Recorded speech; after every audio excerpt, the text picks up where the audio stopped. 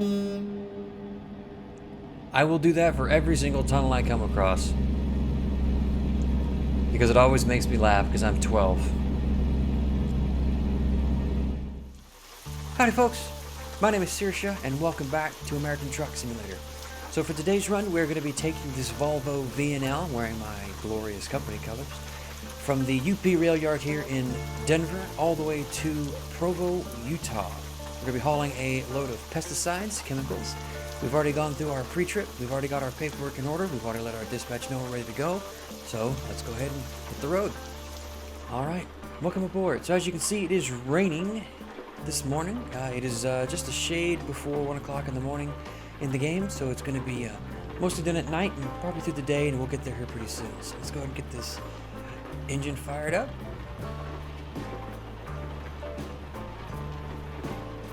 Get them wipers on, four-ways on, brakes off. Let's hit the road.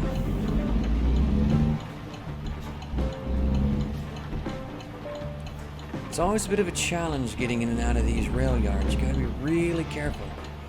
There's always a lot of movement going on. There's cranes everywhere, and trains, and yard drivers, and trucks. And right now it's not too busy, which is certainly good. I should turn my lights on. That would help. So we're lucky today that it's not busy, but these things can get pretty hectic. When I still drove, this is where I spent a lot of my time, was at the rail yards. And you kind of get used to it after a while, but you really got to be careful.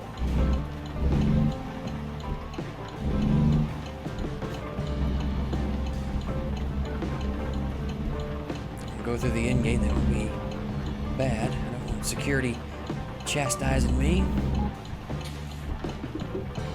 I have not been at the rail yard here in Denver yet, so I think gate is right over there. Okay. Right here, yeah. So these are called portals. What these actually do is they will take a picture of every corner, every side of your truck and your trailer to verify any kind of damage that might be on it. So that way if damage is reported later, if these things don't pick it up or didn't pick it up, then the rail yard can't be held responsible. The driver assist building. Night shift is working the night. Turn the four-ways off. Come up here and this gate should open for us. There it is. Now typically right there at that kiosk on the left, we would key in the information about the truck, about the trailer, and whatnot. But they've already opened the gate for us, so they know we're out of here, so we're gone. Come up out of here and take this left and get on the road. Should stop at these stop signs. No one's leaving, no one's coming. That right there is what's called the reject gate. If they had an issue that they needed you to address, they'd have you go through that gate to get back to the yard. It's early, so no one's coming. So we're gonna get out of here. Take this left. The rain has stopped, we can kill our wipers.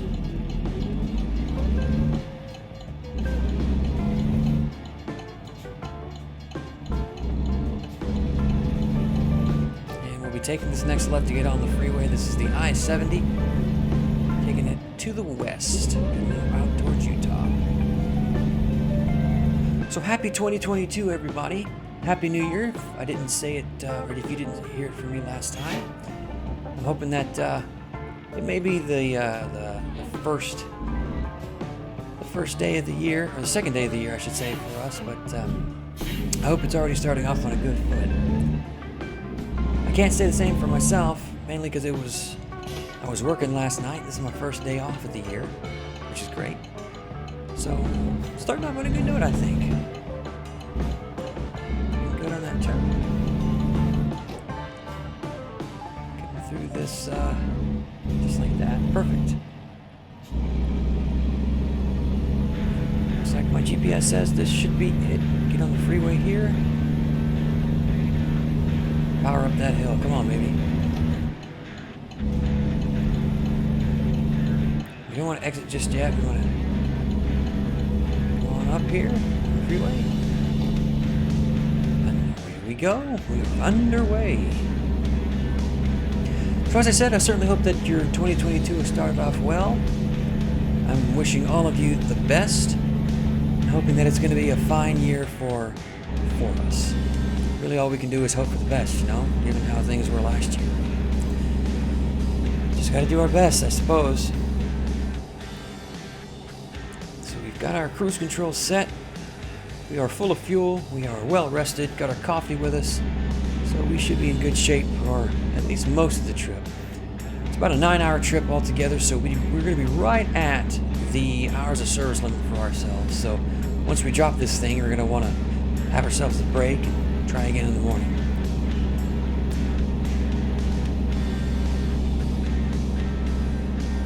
We'll just go ahead and let her cruise on. Come on over, you.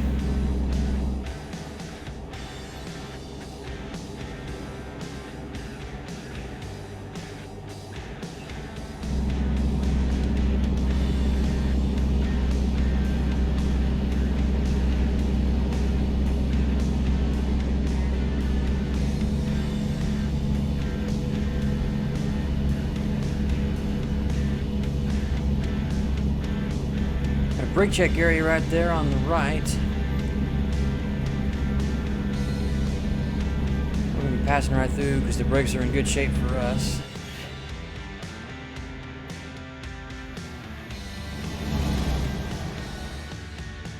This guy's getting on his brakes up here. What's going on?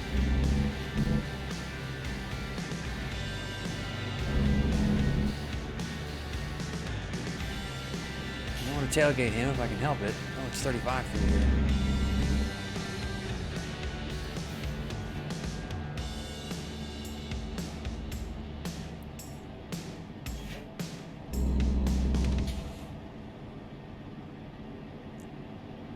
As you can see, we are going downhill now, so we do not want to be riding the brakes. We do not want to overheat them.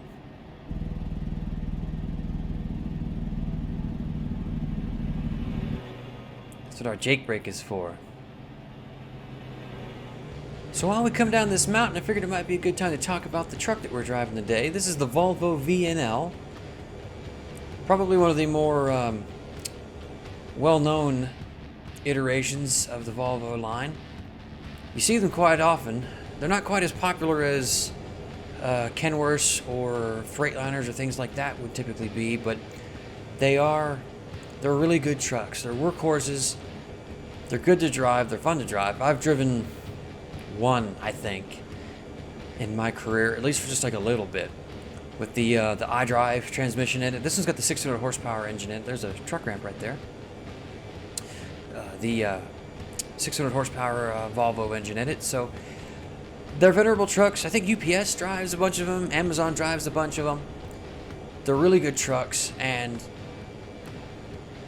I kind of wish you'd see more of them, to be honest. I like the Volvo a lot, and I know that there's a bunch of drivers out there who don't like them for whatever reason, but then there's drivers that don't like anything for any reason, even the trucks that they drive. But Volvos are pretty plentiful. They're relatively inexpensive for a used one, relatively. You can usually find a good deal on them anywhere you go.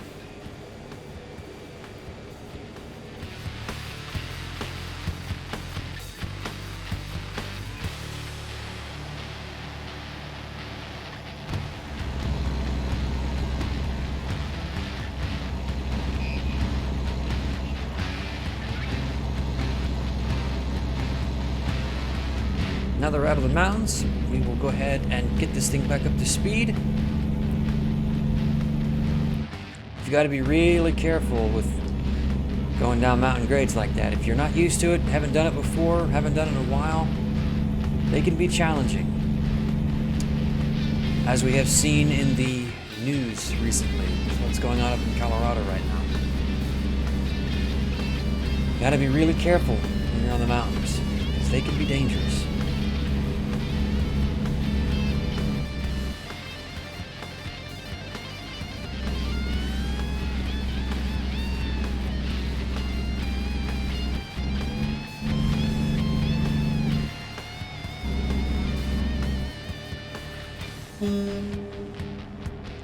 I will do that for every single tunnel I come across. Because it always makes me laugh because I'm 12.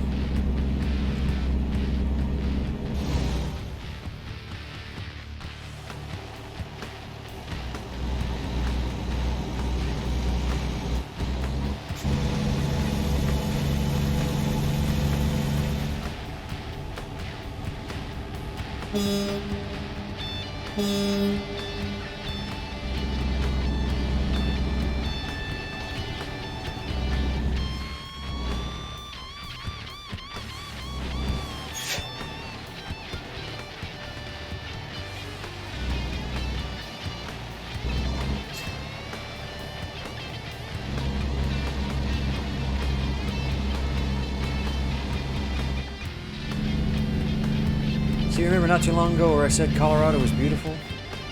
Here's a prime example of it. Just look at the scenery, the lighting. It's almost 6 o'clock in the morning, so it's a golden hour. It's just,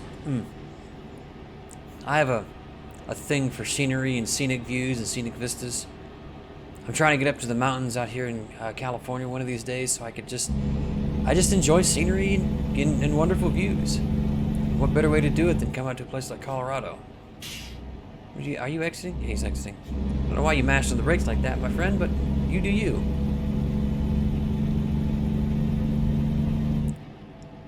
So we greet the new day.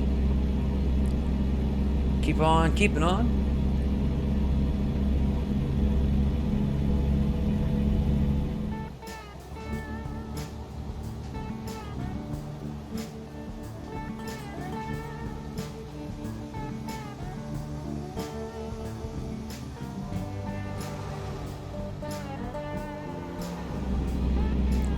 Out of the mountains and into the canyons.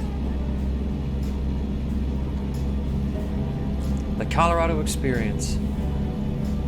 Got the river on the right, mountains on the left. Couldn't ask for a better drive.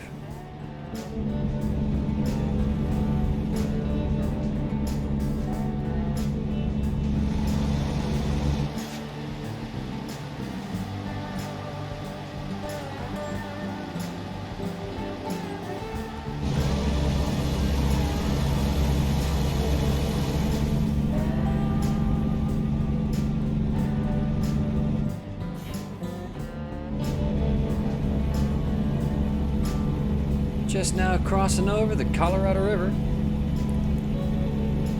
75 miles an hour speed limit now. We should be getting into Utah here pretty soon. I don't think I want to do much more than about 70 in these things, not with the hazmat load on board. It's not a very good idea, especially with a tanker. The folks behind us will just have to deal with it.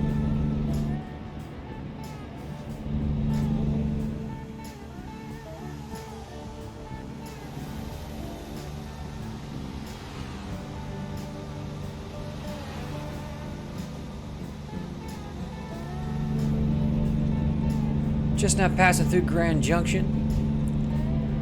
Not much to see, really. It's a little bit of a smaller town, I guess. Then again, I haven't been up to this part of Colorado before, so how well it's rendered or modeled, I don't know. But you can see they're trucker friendly. There's a pilot over there. Over there. Right there. Pilot Flying J. Trucker's best friend.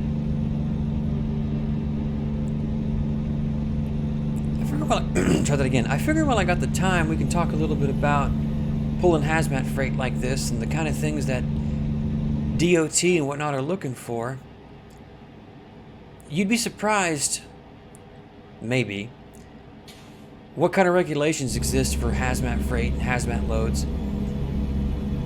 Placarding and scales and what you have to do every 200 miles, every 100 miles, or 2 hours. You got to do what's called a tire and a lock check. This truck doesn't have a lock because this is a tanker, but every dry van, every van you have to have a lock on it. You got to pull in for visit the chicken coop, which doesn't surprise me. We're dragging hazmat, but you have to check the integrity of your lock because you have to lock your trailer, padlock your trailer, and you have to check the integrity of your tires. All right, loaded right lane.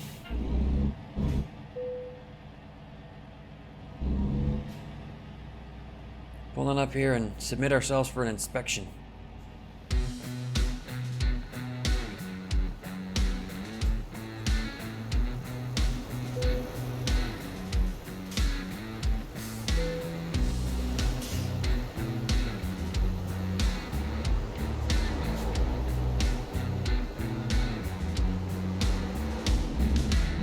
So we passed our inspection. That guy's empty. I doubt it. This tanker's empty. I also doubt it. Now see, he's got placards on him. He's got freight. Why did he go through the empty line?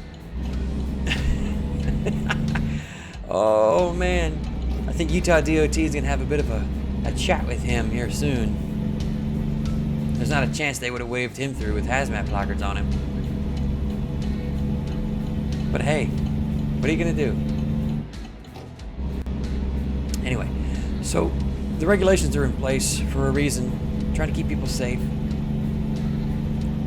Even colorful Colorado, which means we're into Utah, which means I can finally turn my lights off. There it is. Welcome to Utah. Life elevated.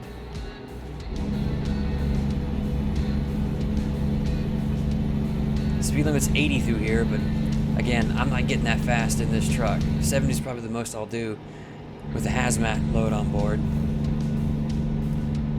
So one thing I wanted to sort of offer, more or less, to anyone who is actually out there watching my trucker content is, if you do have questions, comments, anything like that about the trucking industry, I mean, ask me.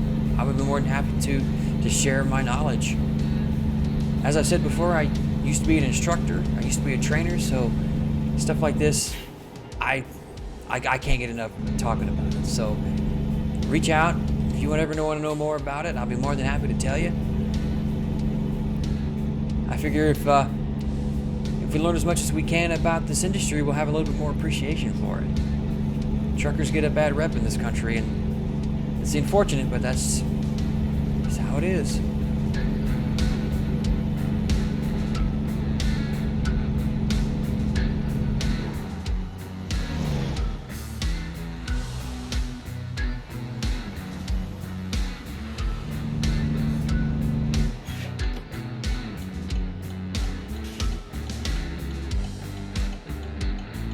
Finally getting off the freeway here, getting onto another state highway, looks like.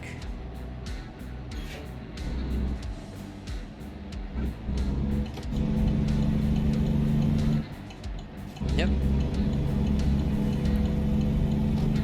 180-something miles to Salt Lake. So we're going deeper into the desert. Got plenty of water on board, so we should be okay if something happens.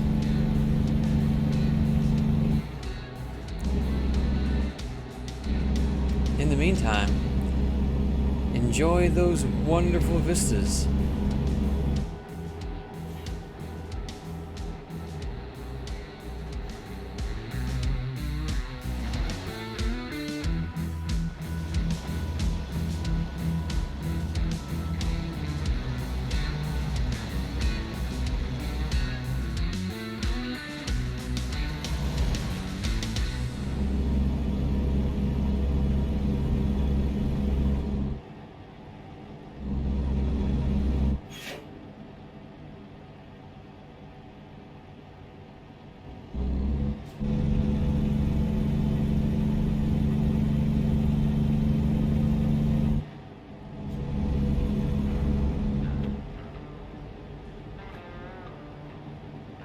I was thinking about this just now. One thing that I'm very impressed with when it comes to this game is that you can see the progress that SCS has made in their own artistic direction, their own programming.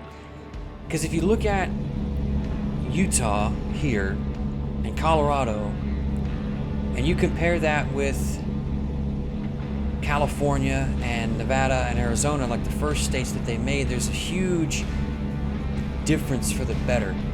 And I'm really glad that they're going back and revisiting their initial designs when it comes to California especially, because I'm eager to see how they use their new knowledge and their new skills and whatnot to transform what they made.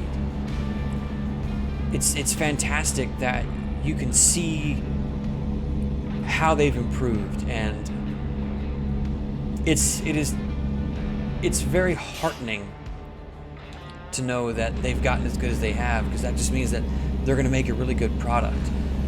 So when they finally do stretch out to the east, whenever we do get our the rest of the country, at least officially, it's only going to get better.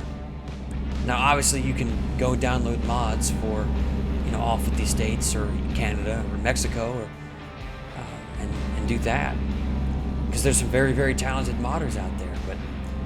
And I'm not disparaging the modding community at all, because they're all great people. I just don't have the knowledge to make it run stable. I've tried before to get the 50 states mod that's out there, or one of the 50 states mod that's out there. I followed instructions. I'm just not that tech savvy, apparently, or maybe I'm just dumb. But I'm eager to kind of see how SCS handles the rest with their new knowledge, and kind of what the future holds.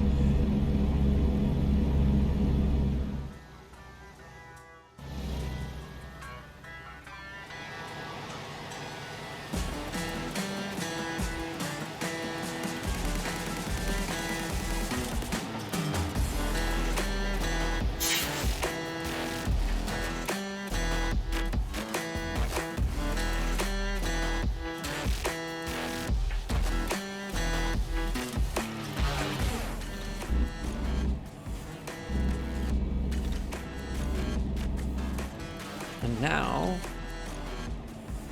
this is Ephraim, I believe. Finally to some civilization.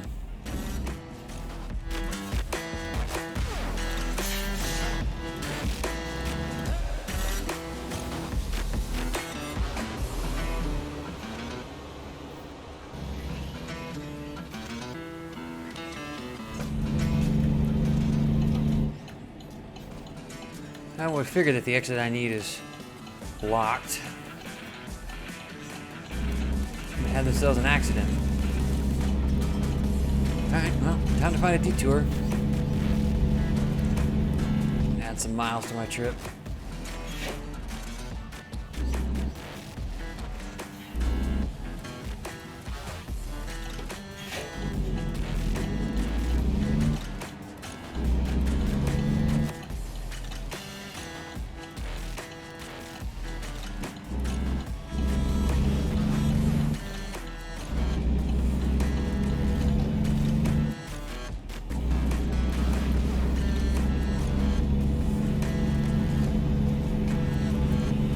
Well, with our exit blocked because of that accident, we're going to have to come all the way up to whatever the next exit is and cut across and go back. So, I don't know how long that's going to be.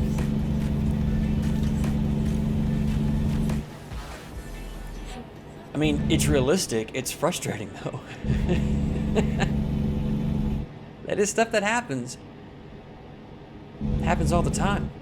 You just kind of got to be ready for it and have backup plans and get your trip planning to kind of factor those things in. It sucks. I hope everybody in that accident's okay.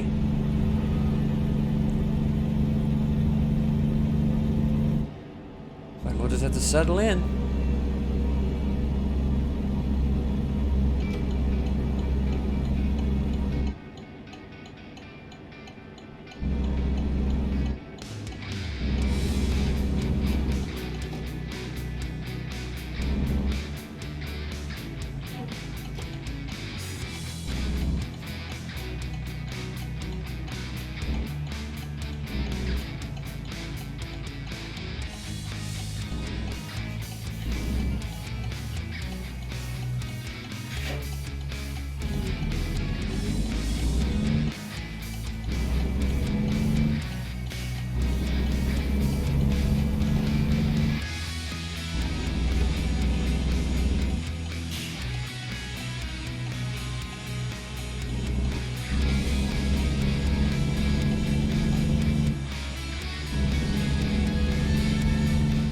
finally got turned around after going about 20 miles up the road.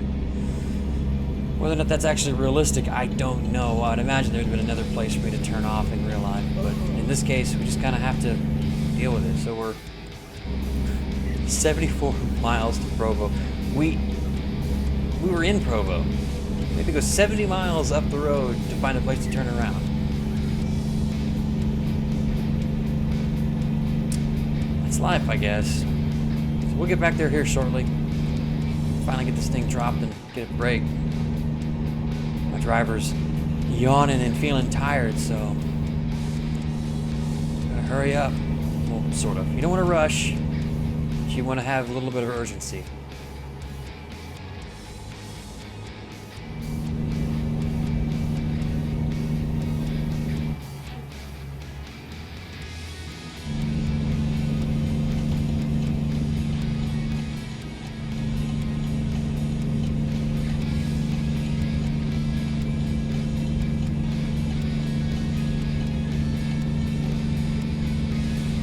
And we finally made it back to where we started, an hour and a half later. Not fun, but sort of realistic, I guess. I've never had a detour that big before in my career. I've had detours that were pretty significant or substantial, but nothing like that before. Half an hour, maybe, out of the way. Starting to get tired. Yes, I know I'm getting tired. I'm right at the limit of my hours.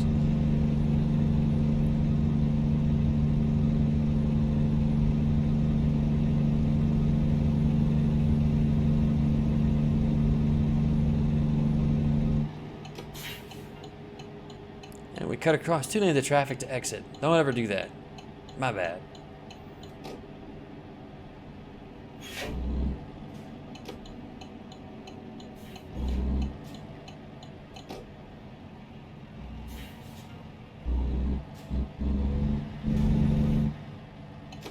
And we finally made it. Exhausting.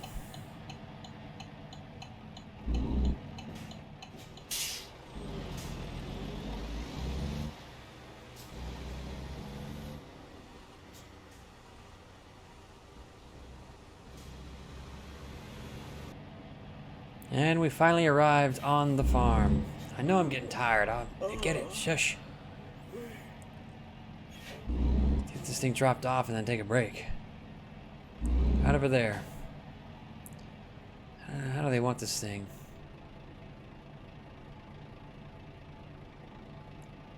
I guess just pull right in. That's what it looks like. Okay, make it easy.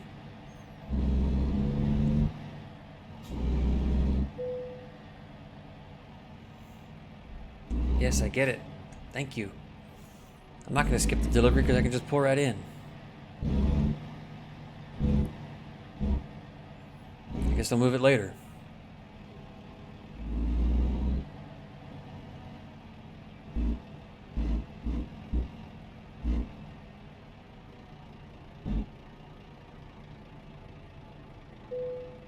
Perfect. All right.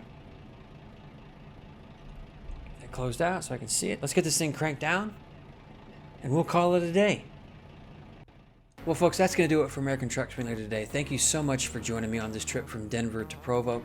I really like the Volvo a lot, and I kind of wish that they were more prevalent these days out on the road, because I would have loved to have had a chance to drive these things a little bit more, but I'll live vicariously through my in-game avatar here and drive a little bit more. As far as what's next, I don't know. We'll figure something out for the next episode. This one was a very successful delivery with a little bit of a twist there at the end. Stuff like that does happen. Probably not quite as significant of a delay like we saw here, but it does happen. You gotta have to just be prepared for it. Make sure that your hours of service look good, and that you can make it safely. So that should do it for today. Thank you so much for joining me. If you like what I do, be sure to like, comment, and subscribe. I'll be posting more American Truck Simulator videos here pretty soon, as well as my flight sim videos and New Vegas and just a whole mess of stuff to have fun with. So that'll do it for today. As always, my name is Saoirse the Vixen. You be sure you keep the rubber side down.